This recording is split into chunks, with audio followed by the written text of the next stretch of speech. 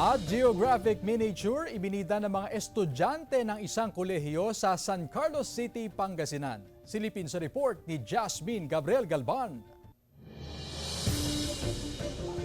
Agaw pansin ng geographic miniature na gawa ng mga first year information technology student ng Binalatongan Community College sa San Carlos City, Pangasinan. Kuhang-kuhang detalye ng mga pampublikong gusali na ginawa ng mga estudyante. Gaya ng San Carlos City Hall na ultimo malilita detalye ay nabigyan ng buhay ng mga estudyante. Kaakit-akit naman ang miniature ng St. Dominic Minor Basilica. Kuhang-kuha ng mga estudyante maging ang kulay ng simbahan. Siyempre, ginawan din ng miniature ang kanilang paaralan. Ilang linggo raw itong binuo ng mga estudyante. Yung ginamit po namin na plywood is by sukat po siya, by measure po siya. Kaya po nag-come up po kami ng measure po para mabuo po yung Worth it po yung pagod namin at puyat.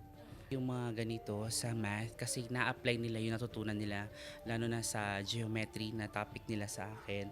So every detailed ng miniature kailangan makuha nila yung tamang sukat. Malaking bagay raw para sa BCC ang pagpapakitang husay ng mga estudyante. Sumasalamin daw kasi ito sa talento ng mga estudyanteng unti-unting nililinang sa loob ng kanilang silid-aralan. Alam mo, nakaka-proud. Kasi with that, they're able to express din yung creativity nila. And then they have lots of ideas. Nakadisplay ngayon sa loob ng paaralan ang obra ng mga estudyante. Kasama si Jing Dakanay, Jasmine Gabriel Galban, One North Central Luzon.